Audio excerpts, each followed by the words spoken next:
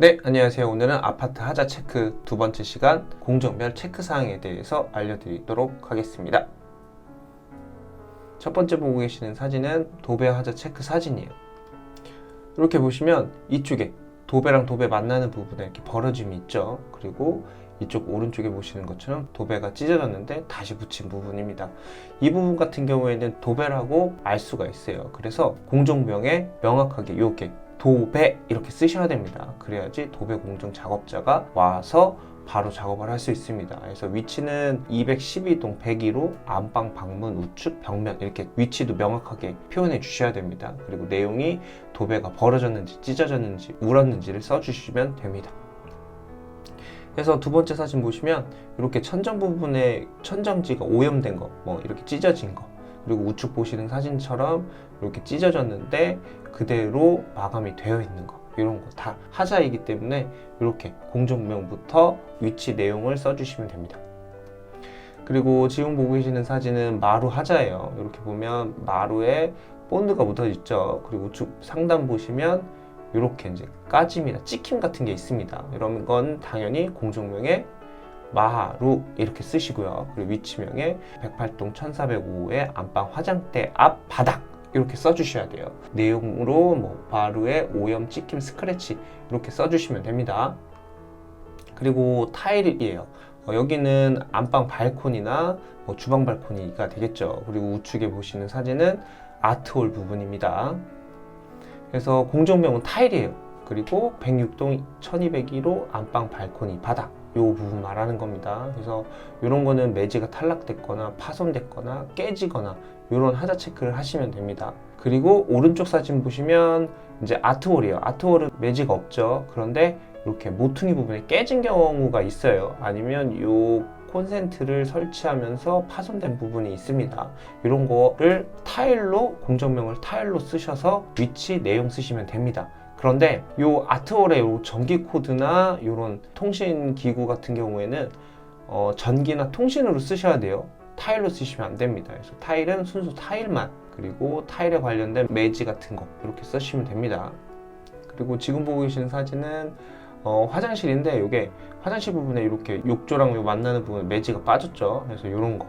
그리고 화장실 출입구에 목창호 밑에 요 마블이 있어요. 목창호 하부실이라고 하는데 이런 거 이제 턱이 이렇게 깨진 부분이 있어요. 이런 거. 그래서 타일 그리고 재료 분리대인 마블 이런 거 깨진 것까지는 타일로 쓰시면 됩니다. 공정명을. 그리고 우측 사진 보는 것처럼 여기가 주방 발코니인데 주방 발코니 이 끝마무리 부분에 이제 타일이 좀 깨졌어요. 이런 것까지 체크해 주시면 됩니다. 그리고 지금 보고 계시는 사진은 가구예요. 주방 가구인데 가구에서도 주방 가구가 있고 일반 가구가 있어요. 그래서 주방 가구는 주방에 있는 가구를 다 주방 가구라고 생각하시면 되고, 그리고 일반 가구는 현관의 신발장이나 안방의 화장대, 그리고 각 방마다 있는 북박이장이라고 생각하시면 돼요. 그래서 현장에서 공사를 진행할 때 일반 가구랑 주방 가구랑 구분해서 발주를 냅니다. 그래서 공정명에 반드시 구분해서 적어 주셔야 돼요. 그래서 지금 보고 계신 사진은 주방 가구죠.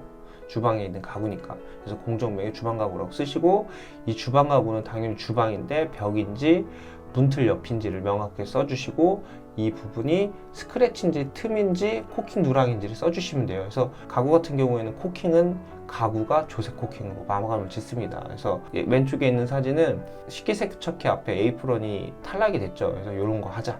그리고 가운데 사진은 이 목창호와 가구가 만나는 부분에 이렇게 틈이 생겼죠. 그래서 이런 부분, 그래서 이렇게 스티커를 붙여주시면 됩니다.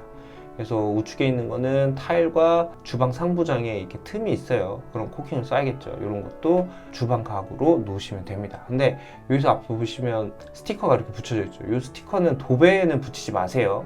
도배에 붙이시면 도배 겉 표면이 떨어집니다. 그래서 하자에 하자를 부르기 때문에 이런 거는 가구나 이런 타일 부분에는 붙이면 눈이 띌 수 있어서 작업하시는 분들이 금방 찾겠죠. 그래서 좋은데 도배 같은 경우는 붙이지 않는 것이 좋습니다.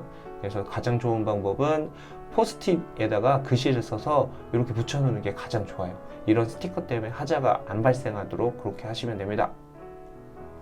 그리고 왼쪽에 있는 사진은 가구 문짝을 열었을 때 이런 피스 스티커를 안 붙였어요. 요거는 피스가 너무 많이 들어가서 깨졌죠. 이런 거. 이런 것도 하자로 적으시면 됩니다.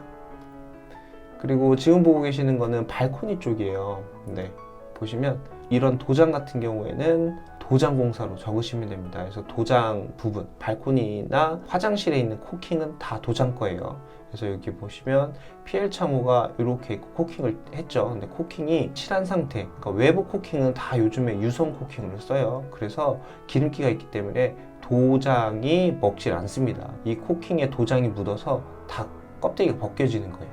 그리고 이 부분은 도장하면서 좀 오염이 됐죠. 이런 거 하자 체크하시면 되고, 우측에 보시면 이 부분 하얗게 보이시죠? 이게 이제 퍼티를 한 건데 퍼티하고 도장 색임질을 안 한 겁니다. 그래서 이런 거 적어주시면 돼요. 그래서 공정명에는 도장, 그리고 위치는 안방 발코니 상부인지 하부인지 측면인지 이렇게 적어주시고, 내용은 오염, 퍼티 자국, 번짐, 그리고 색임질 누락 뭐 이런 식으로 적어주시면 됩니다. 그리고 지금 보시는 것도 마찬가지 도장이에요. 이렇게 보시면 이쪽에 퍼티 자국이 있어요. 이런 거는 이제 도장이 다 끝난 상태에서 크랙이 있거나 찍힘 같은 게 있을 수가 있어요. 그런 거 이제 퍼티를 하고 이제 색임질 도장을 해야 되는데 아직 안 한 거예요. 그래서 퍼티만 있는 상태. 이런 거는 색임질 도장이라고 써주시면 바로 도장에서 재시공을 합니다. 그리고 지금 보이시는 거는 이렇게 보시죠. 여기 크랙이 있어요. 이 천정과 벽체가 만나는 부분, 이런 거 이제 코킹을 써야 되는데 코킹이 누락이 됐죠. 그래서 이런 거 적어주시면 되고, 이제 도장, 오염, 이런 거 적어주시면 됩니다.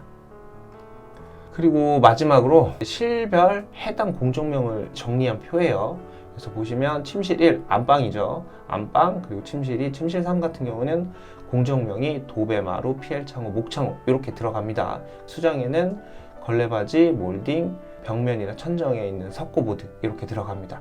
그래서 요 하자에 맞춰서 요 공정명을 쓰시면 돼요. 그리고 드레스룸 같은 경우는 도배마루, PL창호, 목창호, 위에 침실이랑 똑같은데 단지 요 시스템 선반이 추가로 들어갑니다. 요 공정이 하나가 더 추가된다고 보시면 돼요. 거실은 도배마루, 타일, 아트볼 말하는 겁니다. 그리고 PL창호 이렇게 있고요. 그 주방에는 도배마루, 주방가구, 타일, PL창호, 목창호 이렇게 있고요. 이 타일은 주방에 있는 벽 타일 말하는 거예요. 근데 요즘에는 엔지니어 스톤으로 하는 경우가 있습니다. 그래서 엔지니어 스톤을 타일에 주는 경우도 있고 별도 공사로 주는 경우도 있어요. 그래서 이런 거는 구분하시면 좋을 것 같아요. 그리고 현관에는 도배, 타일, 일반 가구, 방화문 이렇게 들어갑니다. 이 방화문은 현관 세대 방화문이라고 하죠. 이렇게 생각하시면 되고, 공용욕실이나 부부 욕실 같은 경우는 타일, 욕실 천정, 욕실장, 목창호 이렇게 보시면 돼요. 안방 발코니, 주방 발코니, 대피 공간에는 당연히 도장이 메인이겠죠. 벽면이나 천장 다 도장이니까. 그리고 바닥에 타일, 그리고 PL 창호는 창호, 그리고 방화문, 요 대피 공간에만 해당되는 거예요. 그리고 내장목, 그러니까 수장 공사라고도 하는데 아파트에는 보통 내장목 공사라고 합니다. 요거 같은 경우에는 전체 중에 걸레바지, 몰딩, 벽면, 천정에 석고보드 이렇게 나타납니다. 뭐 단열재도 내장이 시공은 하지만 겉에 보이는 부분, 표면적인 거는 이렇게만 있습니다. 그리고 도장 같은 경우에는 이쪽 공용욕실이나 안방 발코니, 주방 발코니, 대피 공간에 코킹이 있어요. 근데 도장이랑 코킹 공사는 도장 겁니다. 그런데 이쪽에 침실이나 현관 같은 데 들어가는 가구에 들어가는 코킹 같은 경우에는 가구 공사로 쓰시면 됩니다. 요것만 주의해 주시면 될 것 같고요. 이 표를 출력해서 아파트 하자 체크할 때 가져가셔서 공정명이 어떻게 쓰는지 모르시면 요 중에 골라서 쓰시면 될 것 같습니다. 그러면 아파트 입주 전에 하자 체크하실 때 도움이 될 것 같습니다. 그리고 요 밑에 보시면 설비는 물과 관련된 건 모든 거를 공정명의 설비라고 쓰시면 돼요. 수전이나 도기 이런 거 말하는 겁니다. 그리고 전기, 통신, 소방 이런 거는 이제 전기와 관련된 모든 거. 콘센트나 센서, 월패드 같은 경우는 다 전기 공사로 지으면 돼요. 그래서 공정명의 전기 이렇게 쓰시면 됩니다. 그래서 이 실별 해당 공정표를 출력해서 아파트 하자 체크할 때 가져가시면 도움이 좀 될 것 같아요. 그래서 명확하게 공정명을 쓰셔야지 우리 집 하자 체크